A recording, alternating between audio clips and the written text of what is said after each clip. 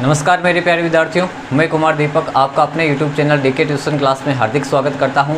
और आज के क्लास में हम चर्चा करेंगे क्लास 6 की साइंस, जिसमें हम देखेंगे हमारा लेसन था फर्स्ट लेसन क्लास 6 का भोजन के घटक। आज हम उसके प्रश्न उत्तर देख लेते हैं। तो हमारी किताब के जो प्रश्न उत्तर दिए गए हैं, तो सबसे पहले एक एक प्रश्नों की चर्चा करते हैं और आगे बढ़ते हैं।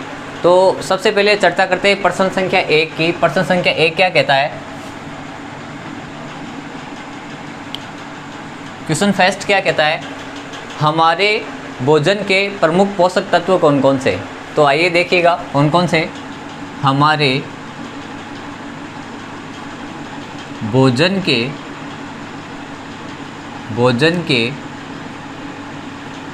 प्रमुख तत्व, हमारे भोजन के प्रमुख तत्व, प्रमुख पोषक तत्व, प्रमुख पोषक तत्व कौन कौन से हैं?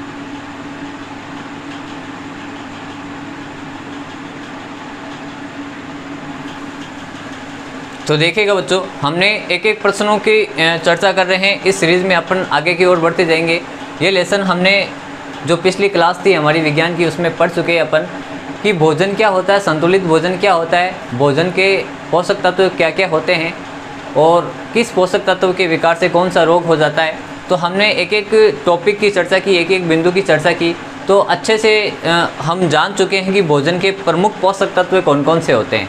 मैंने बताया था भोजन के प्रमुख पोषक तत्व होते हैं ऐसे पोषक तत्व जो हमारे भोजन में समान रूप से मिले होते हैं, तो वो संतुलित भोजन होता है। कौन सा होता है? आपका संतुलित भोजन होता है। तो भोजन के प्रमुख पोषक तत्व कौन कौन से हो गए? कार्बोहाइड्रेट हो गया, आपका विटामिन हो गया, प्रोटीन हो गया, वसा हो गई, खनिज लवण हो गए। तो हमारे ये सब भोजन के क्या है?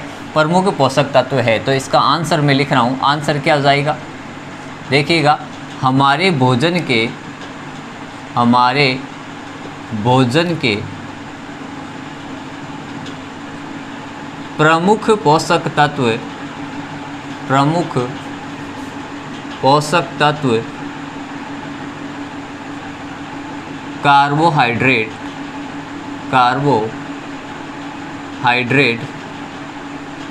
कार्बोहाइड्रेट हो गया। फिर हो जाएगा प्रोटीन, कार्बोहाइड्रेट, प्रोटीन, विटामिन, क्या हो जाएगा? विटामिन हो गया। देखिएगा, कार्बोहाइड्रेट हो गया, प्रोटीन हो गया, विटामिन हो जाएगा। फिर आपका क्या हो जाएगा? वसा हो जाएगा। वसा 1 2 3 4 कार्बोहाइड्रेट, प्रोटीन, विटामिन, वसा, जल और खनिज लवण, जल और खनिज लवण व रेसे, जिनको आहारी रेसे बोले जाते हैं, रेसे या रुक्षांश बोला जाता है जिन्हें, रेसे हो जाएंगे।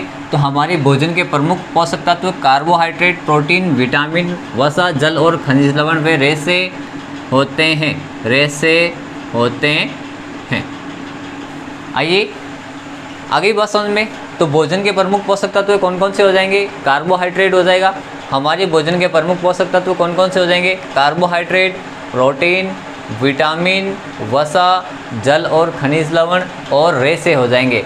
अगर ये सारे पोषक तत्व हमारे भोजन में मौजूद है, तो हम कह सकते हैं कि वो भोजन कैसा है? एक संतुलित भोजन है। कैसा है? एक संतुलित भोजन है। अगर इनमें से किसी भी पोषक तत्व की कमी हो गई, तो वो भोजन हमारा संतुलित भोजन नहीं रहेगा, वो एक असंतुलित भोजन हो जाएगा और लंबे समय तक हम असंतुलित भोजन करते रहेंगे, तो हम किसी ना किसी फूड न्यूट्रिशन डिफिशियंसी के शिकार हो जाएंगे। किसी न किसी पोषक तत्व की कमी होने पर हमारे में कोई ना कोई विकार उत्पन्न हो जाएगा। तो एक बार आप इस प्रश्न को अच्छे से देखिए, नोट करिएगा। फिर बढ़ते हैं अगले प्रश्न की ओर।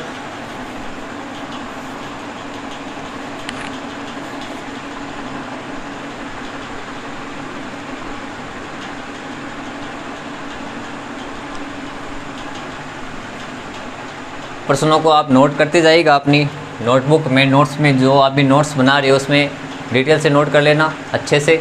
क्वेश्चन नंबर सेकंड की ओर बढ़ते हैं। क्वेश्चन नंबर जो सेकंड है उसमें अब सदे के तौर पे प्रश्न उत्तर पूछे जा रहे हैं। देखिएगा प्रश्न उत्तर क्या कह रहा है, क्वेश्चन सेकंड क्या कह रहा है, क्वेश्चन सेकंड क्या कह रहा है, निम्नलिखित के नाम लिखिए। क्या कह रहा है,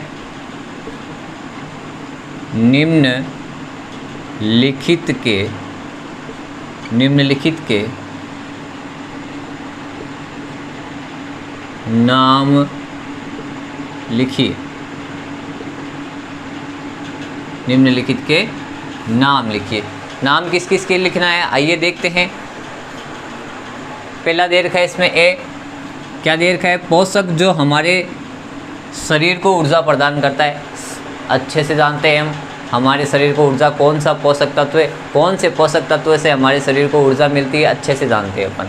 तो इसका आंसर देख लेते हैं। पहले प्रश्न लिख देता हूँ मैं, पोषक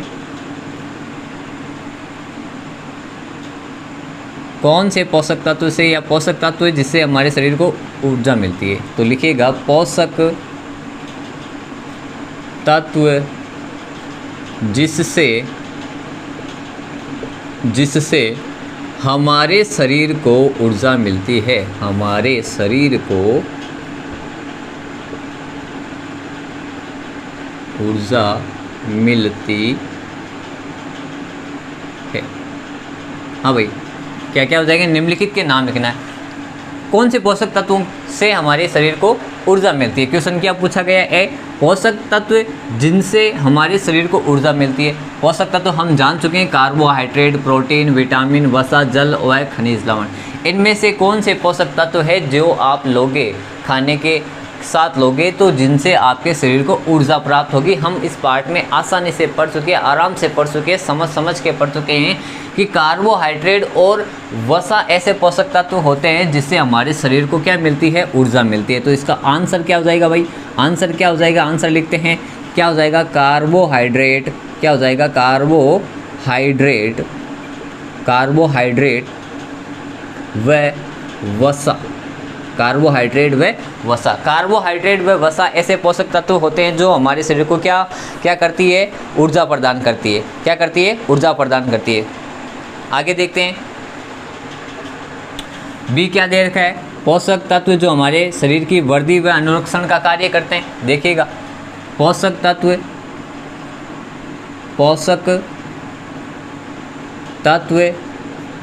जो हमारे शरीर की, पोषक तत्व जो हमारे शरीर की वृद्धि व अनुरक्षण का कार्य करते हैं। अनुरक्षण का अर्थ होता है रक्षा का कार्य करता है, रोगों से लड़ने की क्षमता प्रदान करता है। रोग जब एंटर करते हैं अपनी बॉडी में तो उनसे लड़ने की क्षमता प्रदान करती है, उनके प्रति एंटीबॉडी का निर्माण हो जाता है। जब कोई भी वायरस है, बैक्टीरिया, अपने जीवाणु अपनी बॉडी में प्रवेश करता है। तो देखिए, पोषक तत्व जो हमारे शरीर की वृद्धि व अनुरक्षण का कार्य करते हैं, अनुरक्षण का कार्य करते हैं। तो बताइए बच्चों, कौन से पोषक तत्व है जिनसे हमारे शरीर को क्या होती है, हमारे शरीर की वृद्धि होती है और अनुरक्षण का अर्थ होता है हमारे शरीर की रक्षा होती है, हमारे शरीर की रोगों से रक्षा होती है। तो रोगों से रक्षा कौन सा पोषक तत्व करेगा, वृद्धि कौन से पोषक तत्व से होगी, वृद्धि होगी हमारे शरीर में कौन से पोषक तत्व से। कौन सा पोषक तत्व लेंगे इनमें से, कार्बोहाइड्रेट, प्रोटीन, विटामिन, वसा, जल व खनिज लवण, इनमें से कौन सा पोषक तत्व लेंगे जिससे वृद्धि हो जाएगी, कौन सा पोषक तत्व लेंगे जिससे अनुरक्षण का कार्य होगा। तो वृद्धि तो करता है आपका प्रोटीन, क्या करेगा, आपके शरीर की वृद्धि कौन करेगा, प्रोटीन। वृद्धि के साथ साथ ये क्या करता है, मैंने बताया था, आपके शरीर में किसी भी कोशिका, ऊतक या किसी भी अंग की आंतरिक क्षति हो जाती है तो उसकी मरम्मत का कार्य कौन करता है, प्रोटीन करती है। अनुरक्षण कौन करता है, विटामिन करता है। क्या करता है, विटामिन। सीधी सी बात है, हमने विटामिन पढ़े थे, तो रोगों से रक्षा ही तो कर रहे हैं वो। विटामिन ए की कमी से रोतोंदी हो जाती है, विटामिन बी की कमी से बेरी, विटामिन सी की कमी से स्कर्वी, विटामिन डी की कमी से रिकेट्स। तो आगे देख लेते हैं, हमारे शरीर की वृद्धि व अनुरक्षण का कार्य कौन करता है। आंसर लिखते हैं, हमारे शरीर की वृद्धि व अनुरक्षण का कार्य कौन करता है? वृद्धि का तो करती है प्रोटीन। कौन करता है? प्रोटीन। प्रोटीन व विटामिन। ठीक है सर, लिख दिया, प्रोटीन व विटामिन। आगे देखते हैं, साथ के साथ प्रश्नों को गौर करते जाएगा, आसानी से समझते जाएगा। से क्या कह रहा है? विटामिन जो हमारी आँखों के लिए, दृष्टि के लिए, आँखों के लिए सबसे अच्छा होता है। देखिएगा, विटामिन जो हमारी दृष्टि के लिए, आवश्यक है। क्या समझे इस प्रश्न से?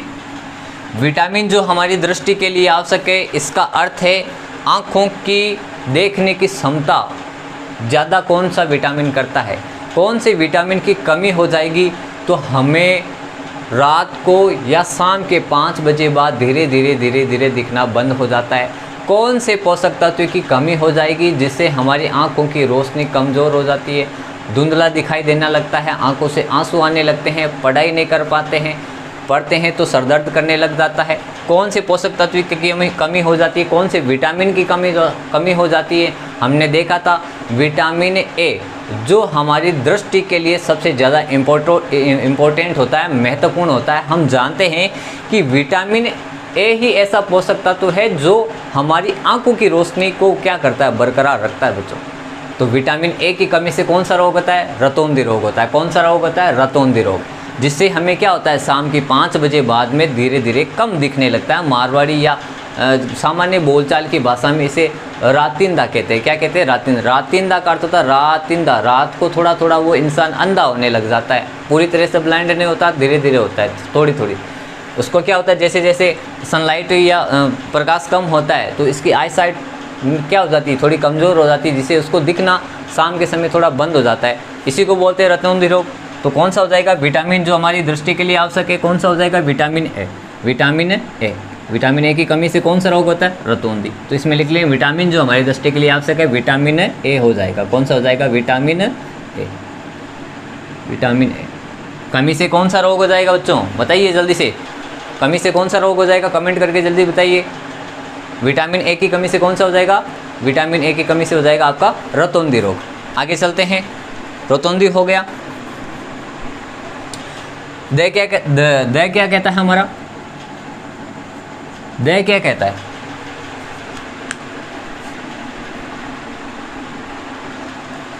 वह खनिज जो हमारी अस्थियों के लिए, हमारी जो बोन्स होती है उनके लिए आवश्यक है। तो देखिएगा, खनिज लवण पढ़े थे हमने। वह खनिज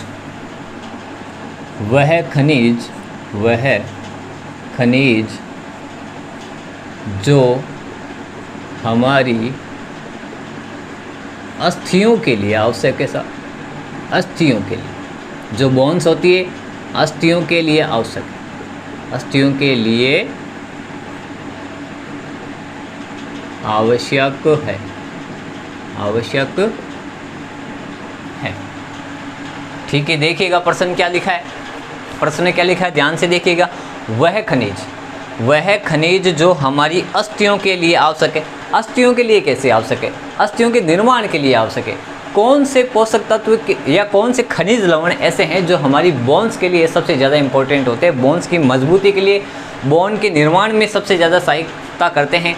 तो हमारी बोन, जो हमारी हड्डियां हैं, हमारे दांत हैं, वो किन से मिलके बने होते हैं? कौन से खनिज लवण होते हैं जो हड्डियों और दांतों के निर्माण में सहायक होते हैं?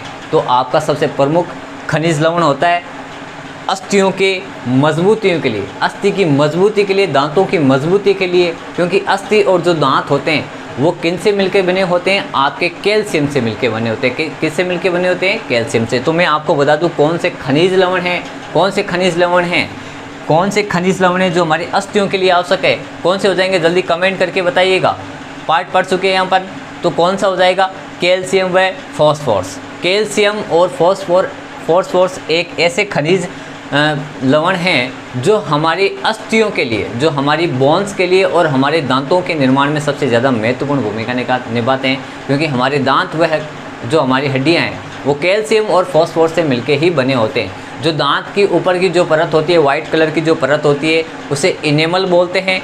और ये किससे मिलकर बनी होती है, किससे मिलकर बनी होती है, कौन बता सकता है? दांत की इनेमल का निर्माण, हाँ भाई प्यारे बच्चों, क्लास 6 वाले जल्दी से कमेंट करके बताइएगा कि इनेमल का निर्माण कौन से इनेमल का निर्माण किससे होता है? इनेमल जो बनी है वो कौन से कार्बनिक पदार्थ या कौन से रासायनिक पदार्थ से मिलकर बनी है? तो मैं बता देता हूँ, कैल्शियम हाइड्रोक्सी एपेटाइट से मिलकर बनी होती है। कौन सी? Calcium hydroxy apatite.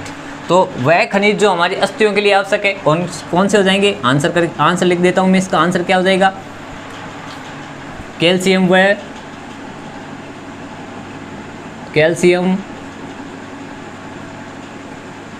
व फॉस्फोरस।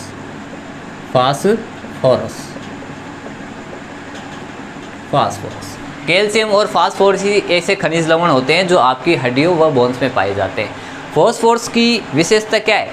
इसमें धुती या चमक का गुण पाया जाता है। मान लीजिए कि किसी कब्रिस्तान में किसी मुर्दे की लाश को जलाया जाता है, तो जब लाश एकदम बुझ जाती है तो रात को क्या होता है, ये फॉस्फोरस हवा के संपर्क में आने पे क्या होता है, वहाँ पे चमक पैदा करता है और मानो ऐसा लगता है कि उस चिराग से क्या निकल रहा हो, कुछ जादू जैसा निकल रहा हो, है ना। तो ऐसा दूर से देखने पर जो अंधविश्वासी लोग होते हैं वो क्या मानेंगे, ये मुर्दा जिंदा हो रहा है। बल्कि ऐसा नहीं होता कि वो फॉस्फोरस के वजह से ही होता है। फॉस्फोरस क्या करता है, जैसे ही वायु के संपर्क में आता है तो रात को क्या करता है, चमक पैदा करता है। ये क्या करता है, चमक पैदा करता है। तो एक बार फटाफट से आप इन प्रश्नों पे गौर कीजिएगा और इनको नोट कर लीजिए। फिर बढ़ते हैं अगले प्रश्नों की ओर। इनका जल्दी से स्क्रीनशॉट ले लें।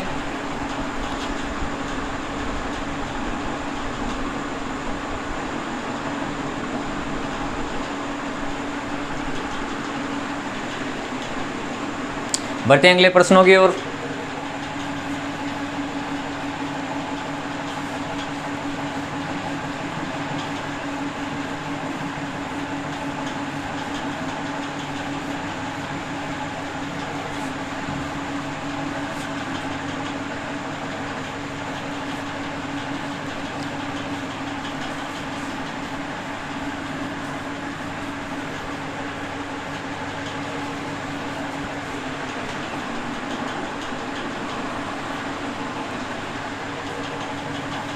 क्वेश्चन नंबर 3 क्या कह रहा है, देखिएगा। क्वेश्चन नंबर 3, दो ऐसे खाद्य पदार्थों के नाम लिखिएगा। दो ऐसे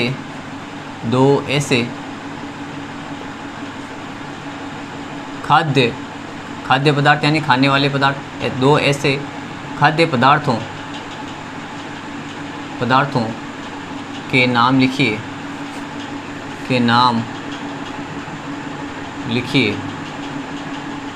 जिनमें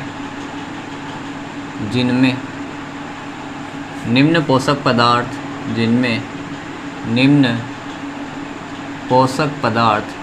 पोषक पदार्थ क्या होता है, निम्न पोषक पदार्थ प्रचुर, जिनमें निम्न पोषक पदार्थ प्रचुर मात्रा में, निम्न पोषक पदार्थ प्रचुर मात्रा में पाए जाते हैं।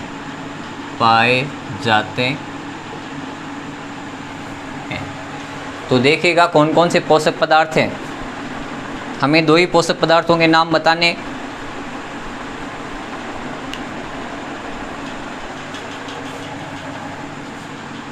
आंसर लिखेंगे।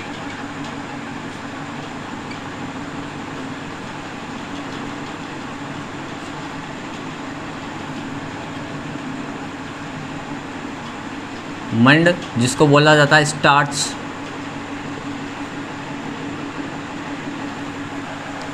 क्या बोला जाता है, मंड को क्या बोलते हैं, स्टार्च।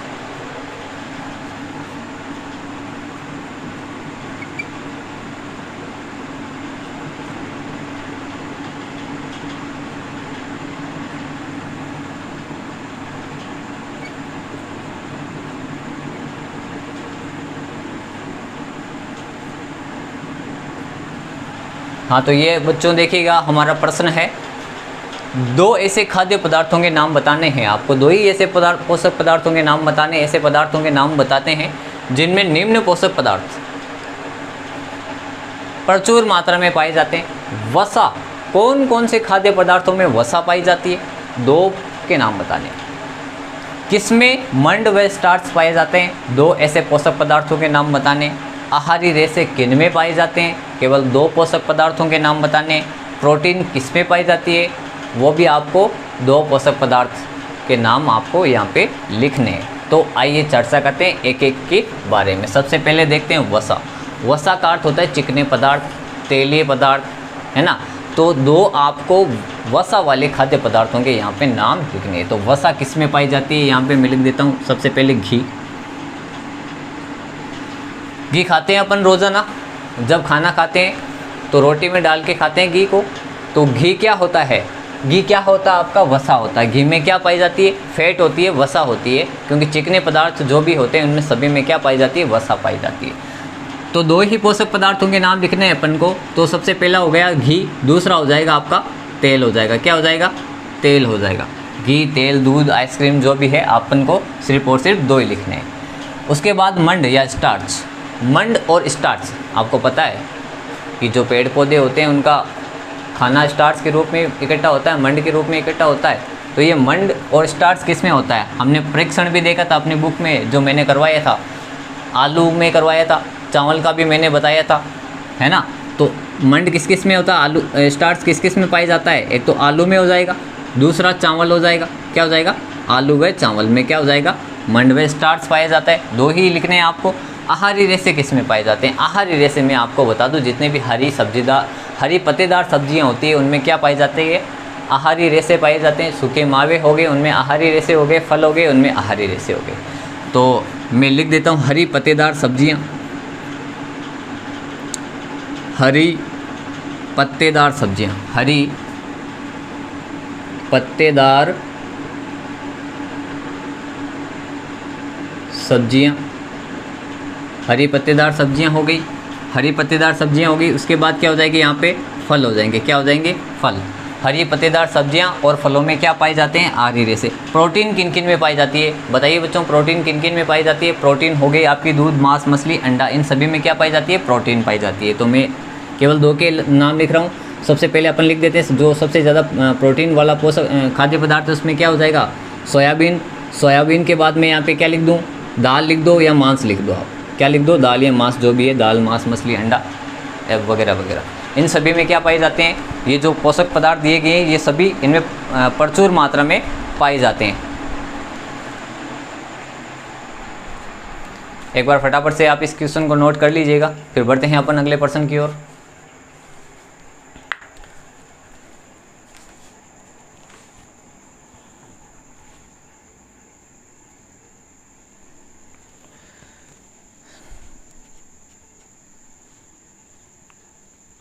बढ़ते हैं अगले प्रश्न की ओर।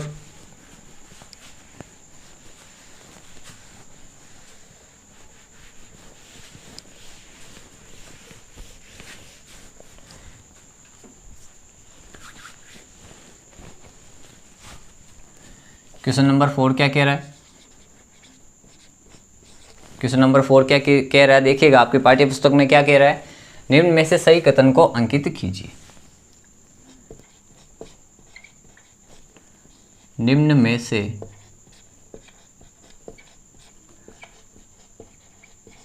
सही कथन को, निम्न में से सही कथन को अंकित कीजिए। जो कथन सही होगा उस पर क्या लगाना है? सही का चिन्ह लगाना है हमें।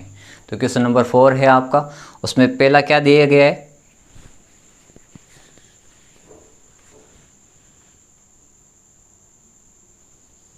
पहला क्या दे रखा है? देखिएगा, ए क्या दे रखा है? केवल चावल खाने से, केवल चावल खाने से, चावल खाने से क्या, केवल चावल खाने से, केवल चावल खाने से क्या हम अपने क्या हम अपने पोषण आवश्यकताओं को केवल चावल खाकर, क्या अपन पोषण आवश्यकताओं की पूर्ति की जा सकती है? केवल चावल खाने से क्या हम अपने पोषण आवश्यकताओं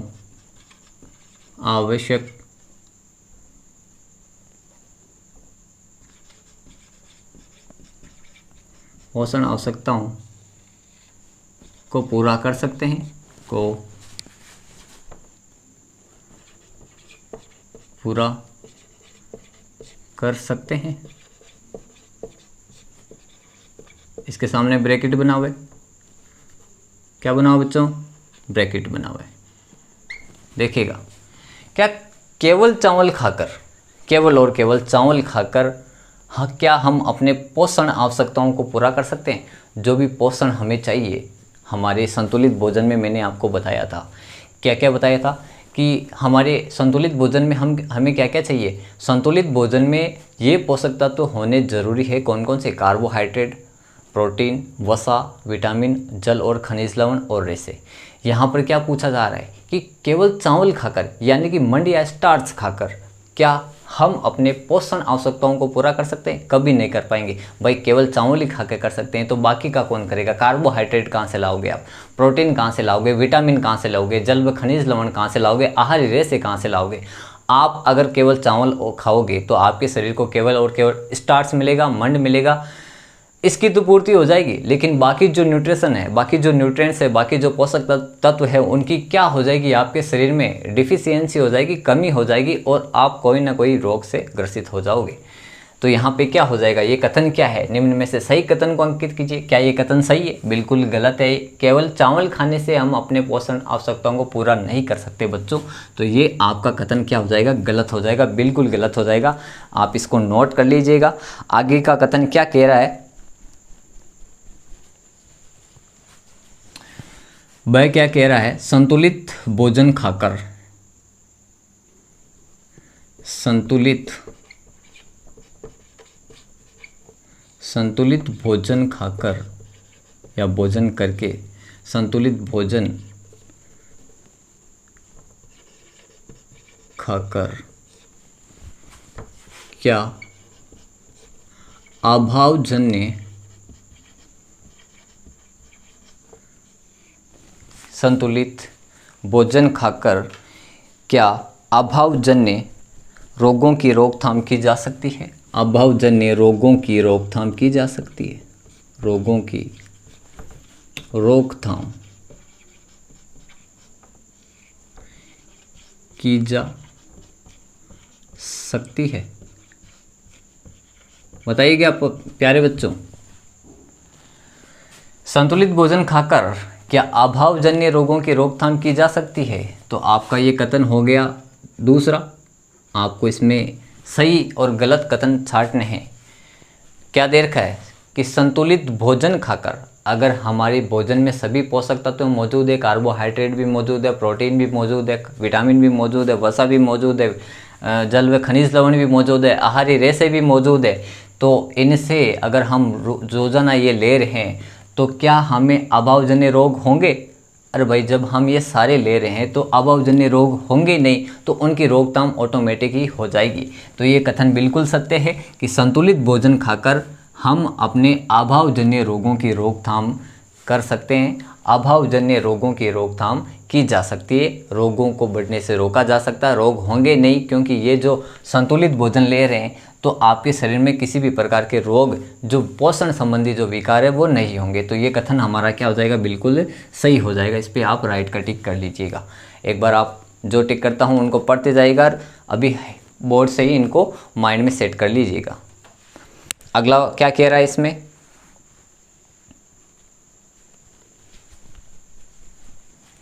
देखिएगा क्या कह रहा है। सही क्या कह रहा है? देखिएगा, शरीर के लिए संतुलित आहार में, शरीर के लिए संतुलित आहार में, शरीर के लिए संतुलित आहार में नाना प्रकार के, नाना प्रकार के अर्थ है यहाँ पे नाना प्रकार का नाना नहीं है, हाँ नाना प्रकार के, नाना प्रकार, या इसका अर्थ है अलग अलग प्रकार के, क्या हो गए, अलग अलग प्रकार के।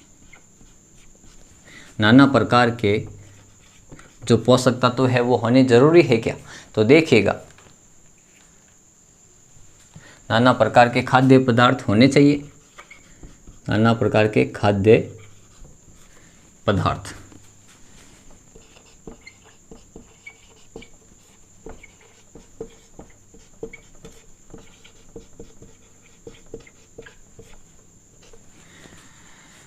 शरीर के लिए संतुलित आहार में, अपने शरीर के लिए संतुलित आहार में, जो संतुलित आहार क्या क्या होता है, कार्बोहाइड्रेट, प्रोटीन, विटामिन, वसा, जल व खनिज लवण, नाना प्रकार के अलग अलग प्रकार के खाद्य पदार्थ होने चाहिए, बिल्कुल होने चाहिए। क्योंकि अगर मान लो आपके खाने में रोटी है तो रोटी से आपको कार्बोहाइड्रेट मिल जाएगा, सब्जी है तो आपको उनसे विटामिन मिल जाएंगे, सब्जी के अंदर जो भी तेल वगैरह है उससे आपको वसा मिल जाएगी। तो बाकी प्रोटीन कहाँ से लोगे, प्रोटीन आप ले सकते हो, जैसे दाल आपके खाने में तो दाल से आपको प्रोटीन मिल जाएगी, दूध पी रहे हो तो प्रोटीन मिल जाएगी, अगर आप अंडा ले रहे हो खाने के साथ तो प्रोटीन मिल जाएगी, मांस ले रहे हो तो प्रोटीन मिल जाएगी, है ना। तो ये सारे जो पोषक तत्व हैं हमें क्या क्या लेना चाहिए, एक संतुलित डाइट लेनी चाहिए जिससे हमारे खाने में अलग अलग रेसिपी होनी चाहिए। जैसे दाल ले लो, है ना, दाल भी ले सकते हो, रोटी ले सकते हो, आप सलाद ले सकते हो, छाछ ले सकते हो, दही ले सकते हो, है ना। ये सारा आप अपनी एक बैलेंस डाइट करके ही आपको हमेशा खाना चाहिए। तो इसका अर्थ क्या है कि शरीर के लिए संतुलित आहार में अलग अलग प्रकार के पोषक तत्व या अलग अलग प्रकार के खाद्य पदार्थ होने चाहिए। ऐसा नहीं है कि हम रोज़ाना केवल दाल दाल दाल दाल खाते रहें, ऐसा नहीं होना चाहिए। तो ये कथन क्या है, बिल्कुल सही है, ये कथन क्या हो जाएगा, बिल्कुल सही हो जाएगा। एक बार देखिएगा क्या लिखा है, शरीर के लिए संतुलित आहार में अलग अलग प्रकार के व्यंजन होने चाहिए, बिल्कुल होने चाहिए भाई, सही हो जाएगा, क्या हो जाएगा, सही हो जाएगा। आगे का क्या कहता है क्वेश्चन,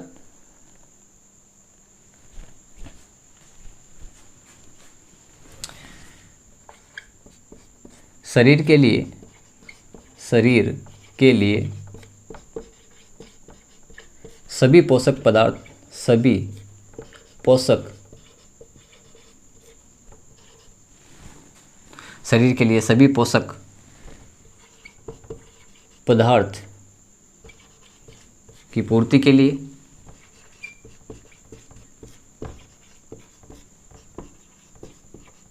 केवल मांस आवश्यक, केवल मांस आवश्यक है।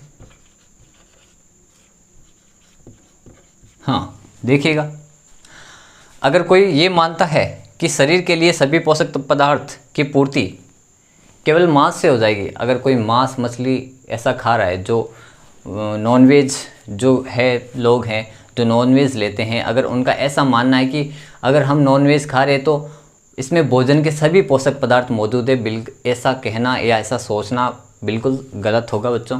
क्योंकि उससे आपको केवल और केवल क्या मिलती है, प्रोटीन मिलती है, वो भी बहुत ही कम मात्रा में। मांस में सबसे ज़्यादा प्रोटीन कम होती है। लोगों का ये मानना होता है कि मांस होता है उसमें सबसे ज़्यादा प्रोटीन होती है, बिल्कुल भी नहीं होता।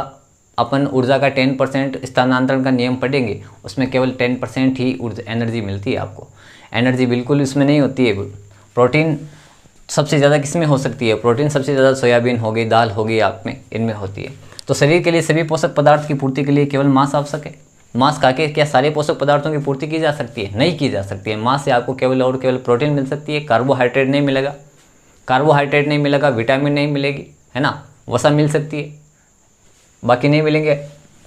तो ये क्या हो जाएगा, बिल्कुल गलत हो जाएगा। तो यहाँ पे क्या कर दूँ मैं, इसको, इस कथन को क्या कर दूँ, गलत कर दूँ। ये बिल्कुल रॉन्ग कथन है, गलत कथन है। तो एक बार इस प्रश्न को आप देख लीजिए, नोट कर लीजिए, फिर बढ़ते हैं अगले प्रश्नों की ओर। बहुत अच्छा प्रश्न है ये, जल्दी से इनका स्क्रीनशॉट ले ले। क्वेश्चन नंबर 5 देखते हैं क्या कह रहा है। रिक्त स्थानों की पूर्ति करना है, आराम से बता दोगे।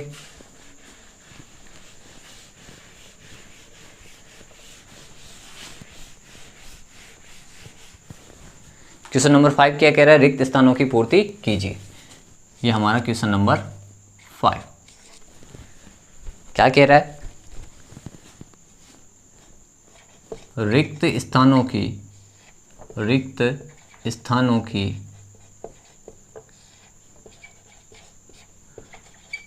पूर्ति कीजिए। बिल्कुल आराम से कर लोगे इस क्वेश्चन को, इजी क्वेश्चन पूछे जा रहे हैं। पहला क्या पूछा जा रहा है? रिक्त स्थान दे रखी है, क्या है? खाली स्थान दे रखी है, विटामिन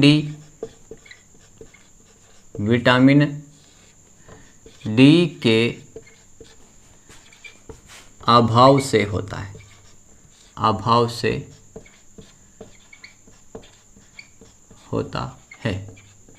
हाँ भाई, क्या लिखा है ध्यान से देखिएगा एक बार। एक क्या दे रखा है? विटामिन डी के अभाव से। विटामिन डी के अभाव से क्या होता है? जल्दी से सोच के बताइए, जल्दी से बताइएगा बच्चों, जल्दी से कमेंट करके बता दो। विटामिन डी के अभाव से, हमने विटामिन डिफिशियंसी जब पढ़ी थी, कौन से विटामिन की कमी से कौन सा रोग होता है, तो उसमें हमने चर्चा की थी विटामिन डी की। विटामिन ए की कमी से कौन सा रोग होता है? जल्दी से बोलिए। विटामिन ए की कमी से रतौंधी रोग। विटामिन बी की कमी से बेरी रोग हो जाएगा। कौन सा हो जाएगा? बेरी। विटामिन सी की कमी से कौन सा रोग हो जाएगा? स्कर्वी रोग हो जाएगा। कौन सा रोग हो जाएगा? स्कर्वी। और विटामिन डी की कमी से कौन सा रोग होता है? विटामिन डी की कमी से होता है रिकेट्स रोग। कौन सा रोग होता है? रिकेट्स रोग, जिससे हमारे शरीर की हड्डियां होती है वो क्या हो जाती है? टेढ़ी मेढ़ी हो जाती है। क्या हो जाती है? टेढ़ी मेढ़ी। तो मैं यहाँ पे क्या लिख दूँ?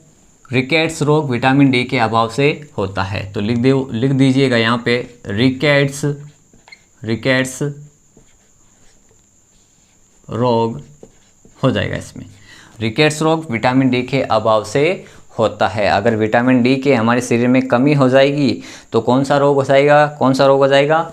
विटामिन डी की कमी से रिकेट्स रोग। आगे देखते हैं।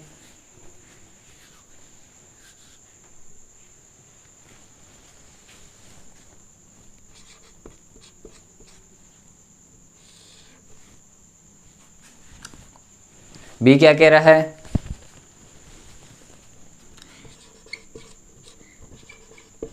कौन से विटामिन की कमी से हाँ भाई, कौन सा रोग? बेरी रोग होता है। बेरी क्या होता है? बेरी रोग होता है। बेरी एक ऐसा रोग है जिसमें क्या होता है? होठ पे पपड़ी आने लगती है, होठ फटने लगते हैं। जबान पे क्या होती है? जबान अंदर से कट लगने लगते हैं। जबान पे ऐसा लगा होता है कि इसकी जबान कटी हुई है ना? ऐसा होता है जब विटामिन बी की कमी हो जाती है आपके शरीर में, तब होता है। तो विटामिन, इसमें मैंने आंसर ही बता दिया होगा कि कौन से विटामिन की कमी से बेरी रोग होता है। तो विटामिन बी की कमी से कौन सा रोग होता है? बेरी रोग होता है। तो यहाँ पे मैंने आंसर इसका बता दिया है। तो इसमें क्या हो जाएगा? विटामिन बी की कमी से, मैं लिख देता हूँ इसमें हो जाएगा विटामिन बी की कमी से बेरी रोग होता है। कौन सा रोग होता है? बेरी रोग होता है। आगे देखिएगा, सारे विटामिन वाले क्वेश्चन पूछे जा रहे हैं। विटामिन सी के अभाव से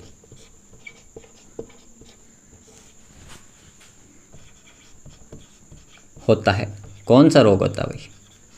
जल्दी से बताइएगा फटाफट कमेंट करके। विटामिन सी के अभाव से कौन सा रोग होता है? विटामिन सी के अभाव से कौन सा रोग हो जाएगा? विटामिन सी के अभाव से हो जाएगा हमारा स्कर्वी रोग। कौन सा रोग हो जाएगा? स्कर्वी रोग। अगर हमारे शरीर में विटामिन सी की कमी हो गई, स्कर्वी रोग हो गया, तो क्या होगा? मसूड़े ढीले हो जाएंगे, मसूड़ों से खून आएगा, है ना? मुंह से बदबू आएगी, ब्रश करेंगे तो क्या निकलेगा? खून निकलेगा। तो ऐसा तब होता है जब हमारे शरीर में विटामिन सी की कमी हो जाती है और हमारे कौन सा रोग हो जाता है? स्कर्वी रोग हो जाता है। कौन सा रोग हो जाता है? स्कर्वी रोग। ठीक है, हो गया। विटामिन सी के अभाव से स्कर्वी रोग हो गया। आगे बिल्कुल शानदार क्वेश्चन है। हमारे क्या लिखा गया है? हमारे भोजन में